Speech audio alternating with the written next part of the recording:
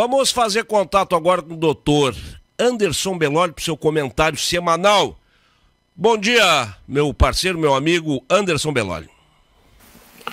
Muito bom dia, Alex. Bom dia, ouvintes.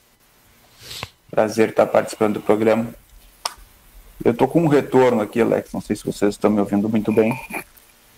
Mas repito, um prazer muito grande estar podendo participar do programa. E o meu comentário semanal, Alex, como não poderia deixar de ser, em se tratando de um profissional aqui que está vinculado à Federarroz, é a nota emitida pela entidade ao longo dessa semana, juntamente com o Sindicato da Indústria de Pelotas, no sentido da uma certa indignação e de uma surpresa muito grande, Alex, com a decisão do governo federal, que sem qualquer conversa, sem qualquer diálogo, de maneira muito surpreendente, reduziu em mais 10% a TEC incidente sobre as importações de arroz.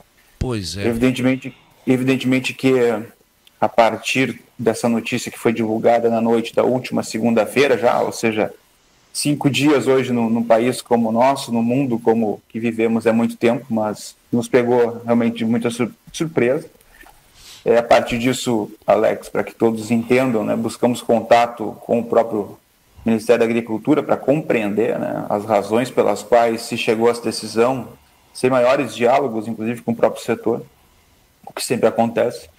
E, para nossa surpresa, o que nos pareceu, conforme palavras do próprio integrante do Ministério da Agricultura com o qual conversamos, é que sequer o Ministério da Agricultura sabia dessa decisão, foi consultado.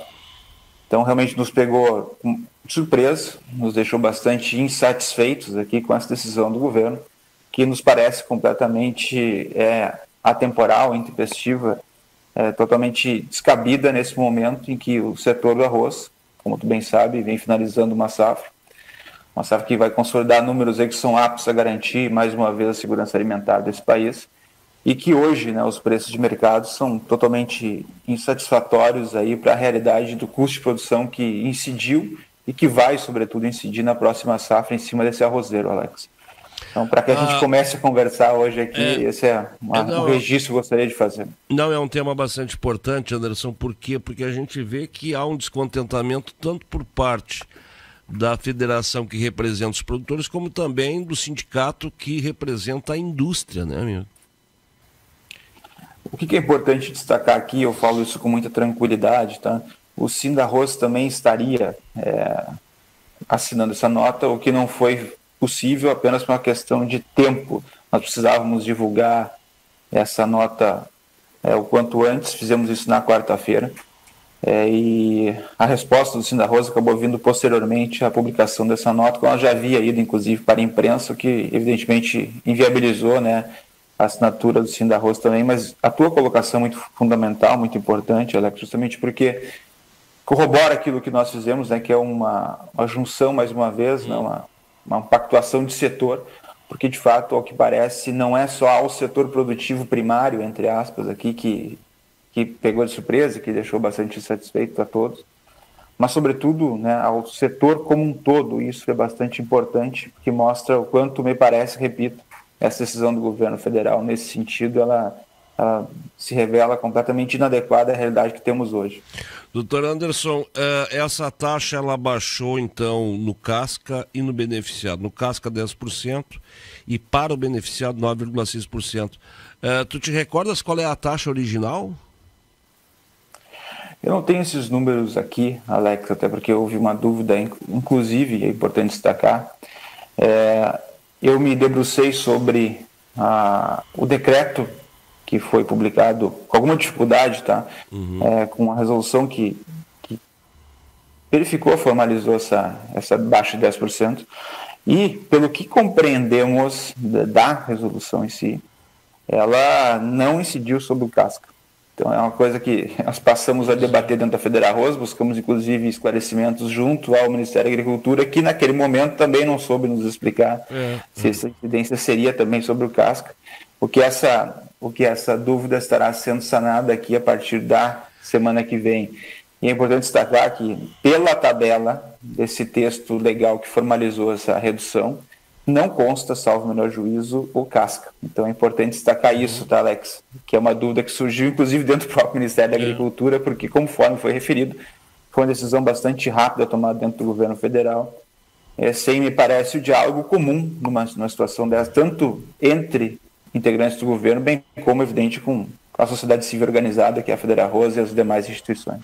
Bom, mas vamos tentar ler essa medida do governo. Em 2020 até se entendeu, quando se reduziu essa... Aliás, caiu, né, a taxa até que ia sair do arroz, porque nós tínhamos, na época, uma possível falta do produto no mercado. Tanto que tivemos o arroz aí a mais de R$100. Teve gente que vendeu arroz a R$130, uma coisa fora da curva, né? Mas aí a gente vem para 2022 e o que está acontecendo? Nós estamos num ano eleitoral e aí vamos fazer essa correlação aí. Ontem, aliás, foi represado um valor aí do orçamento que vai ser usado para pagamento de servidor público federal, reajuste. Então, a gente tem que entender essas coisas porque a gente está no ano eleitoral. Tu imaginas que, por exemplo, nós temos aí uma falta de arroz, que é um produto básico, de feijão, num ano desses aí é extremamente ruim para o governo. Então, se entende por esse lado, assim como o governo está atacando em outras pontas, trocando o presidente da Petrobras, tem até a possível falta aí de diesel agora no mercado, que estão falando, quer dizer, já não basta o valor tá lá em cima, ainda tem a possível falta do combustível aí nas máquinas e nos caminhões. Agora, olhando pelo lado do produtor, a gente entende o lado do governo, agora, olhando pelo lado do produtor e da própria indústria, uma medida como essa aí, ela acaba trazendo riscos na própria comercialização. Enfim, tu tem a possibilidade de trazer arroz lá de fora. A sorte é que os preços e a qualidade do arroz de fora não são tão competitivos como os nossos. Agora, que influencia, né, doutor Anderson? A gente sabe disso aí, né? Alex, os teus comentários são muito importantes e eu explico o porquê. Em primeiro lugar, a qualidade do arroz que vem de fora é incomparável, data máxima vênia, com aquele que é produzido aqui no fim do fundo do Brasil, como eu sempre digo, que é o de menor qualidade, talvez, do mundo. Isso é bastante importante destacar. Alex, em 2020, e é importante também, repito, ter transparência aqui, a FederaRoça, de forma muito razoável, consensual, dialogando com o governo federal, colaborou, aceitou, compreendeu as razões pelas quais o governo, lá naquele momento, estava tomando aquela decisão. E não se insurgiu, inclusive fez questão de, repito, né, conversar com a base para que ela entendesse que aquilo naquele momento poderia ser necessário, evitando um problema maior, que era eventualmente um desabastecimento do mercado. E agora tu colocaste isso de maneira muito perspicaz, por quê? Porque não há data máxima vênia nem qualquer perigo nesse sentido. Então isso se revela muito mais, né, com a máxima vênia aqui, opiniões diversas, uma medida que nos parece totalmente política, inadequada, repito, aquilo que vivemos hoje. Isso é um desestímulo, repito, Alex, o que eu tenho batido aqui no teu programa e em outros veículos que nós temos tido a oportunidade de se manifestar. Isso é um desestímulo à produção primária, isso é um perigo à competitividade da nossa indústria, que já não vem conseguindo adotar medidas aptas a conseguir vender seu arroz lá em outros estados da federação, como, repito aqui, né, Espírito Santo, São Paulo, Minas Gerais, Rio de Janeiro, Ceará, Bahia, em decorrência da questão tributária do ICMS.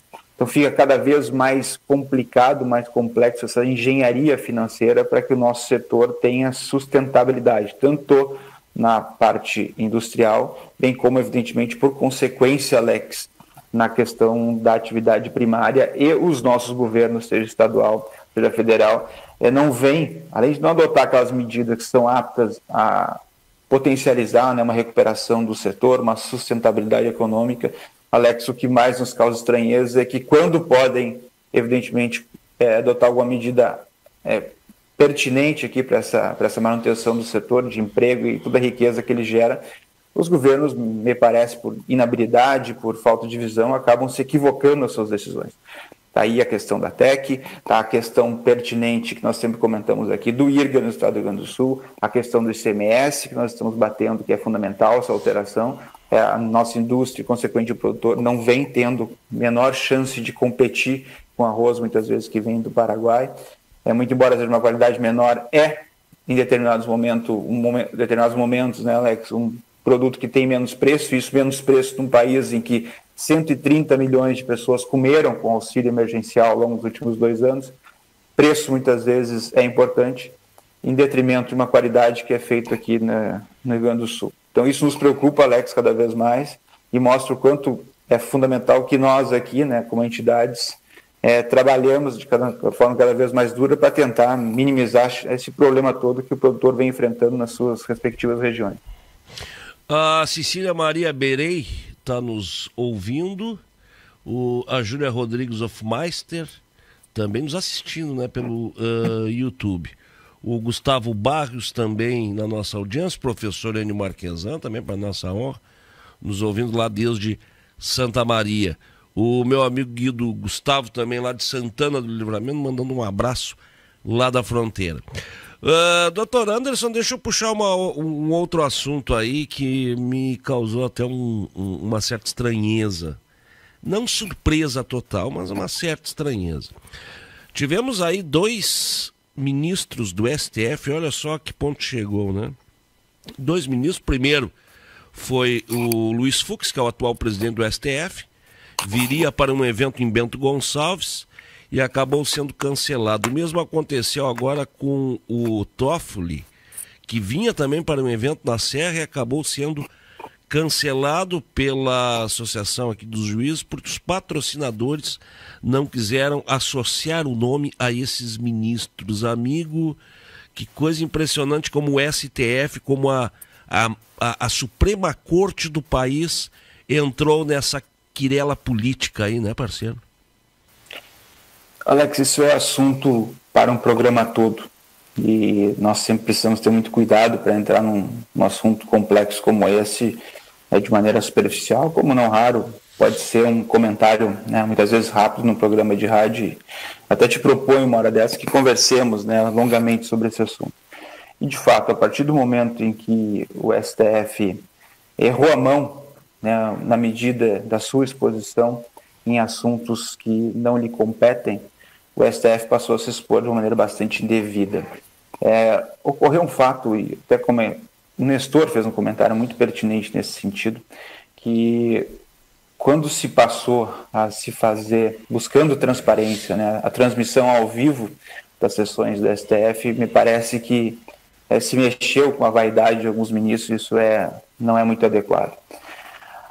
Nós percebemos, né, que eventualmente ministros comentam publicamente casos que vão julgar, isso é uma afronta, evidentemente, às regras mais basilares do Estado Democrático de Direito. E isso é uma pena, Alex, e eu dou aqui minha opinião sem qualquer tipo de ressalva e medo acerca de qualquer polêmica.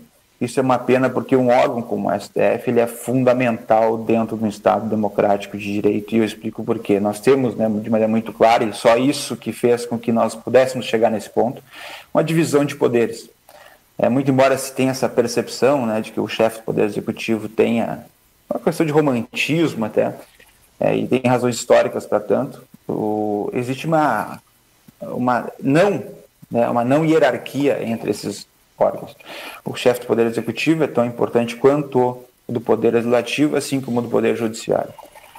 E é fundamental que nós tenhamos a capacidade de respeitar e dialogar com esses 3 poderes, o que hoje não tem acontecido. Isso é perigoso para o nosso Estado Democrático de Direito, e isso não interessa a ninguém, sobretudo nós aqui da sociedade civil. Que trabalhamos, que cumprimos com nossas obrigações civis, cumprimos com nossas obrigações tributárias, e que temos que trabalhar, e precisamos de uma economia, um Estado estável e assim por diante.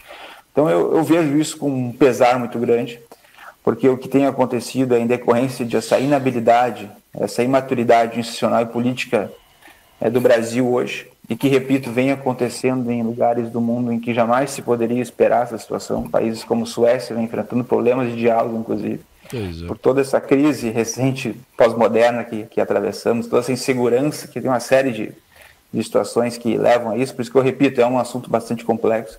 O que eu faço registro aqui é que é lamentável, né, que nós estejamos perdendo aqui cada vez mais a capacidade de diálogo, porque eu passo a enxergar no outro, né, aquele que tem uma opinião diversa, como inimigo. Isso é muito perigoso para a nossa sociedade. Está aqui o exemplo, né, de uma situação muito ruim, por uma série de razões que, né, o sul-ministro não consegue vir dar uma palestra no estado do Rio Grande do Sul. Isso me parece, em que pese alguns erros do Poder Judiciário, e que acontece nessa maturidade institucional que demora até a gente equilibrar.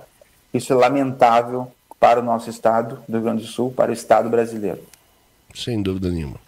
Mas há algum ponto daí, Anderson? Alex, na verdade, essa semana foi bastante movimentada, né? Nós tivemos aqui uma repercussão muito grande de um caso ali do triunfo de uma multa de 3,5 milhões para o suposto produtor rural. Eu queria deixar claro que não é. Nós tivemos a oportunidade de lidar com esse caso um tempo atrás. Tivemos acesso a algumas informações, fomos consultados e foi um investidor, né, que acabou saindo de um determinado setor de prestação de serviços e investiu numa área. Eu queria deixar isso muito claro aqui, até para que nós, né, equilibramos aqui um pouco essa polêmica que deu em razão desse assunto, que foi muito grande também. Mas foi um investidor do setor de prestação de serviços que acabou investindo, com o próprio sino redundante aqui, numa lavoura de arroz e acabou realmente cometendo um erro de avaliação numa área de APP e extraindo vegetação ribeirinha, tá? À margens de um rio. E acabou, evidentemente, tomando uma multa, o que nos pareceu, na época, né, bastante condizente com as regras legais. Então é importante destacar que não foi um arrozeiro, né, que convive ali diariamente com a sua lavoura. E a imprensa que acabou divulgando e explorando bastante isso não fez questão, evidentemente, de destacar esse ponto. Então eu gostaria realmente, em defesa do nosso setor, deixar bastante claro que esse foi os fatos, de maneira muito sucinta aqui dentro que eu posso comentar. E, não, mas é bom contextualizar. É um setor que respeita aí muito as regras legais vigentes no nosso país, sobretudo as ambientais. Mas é muito bom que tu contextualizes isso aí, porque senão vira generalização e a gente sabe, né, que os amiguinhos, entre aspas, da agropecuária adoram generalizar. Adoram colocar todo mundo numa vala comum e aí fazem um baita de um pagode de um carnaval. Doutor Anderson, muito obrigado e um bom fim de semana para o senhor. Obrigado pela oportunidade de estar conversando mais uma vez sobre esses assuntos que não são nada fáceis, né? São polêmicos, mas que é importante, mas são importantes a gente enfrentar aqui ao vivo no teu programa.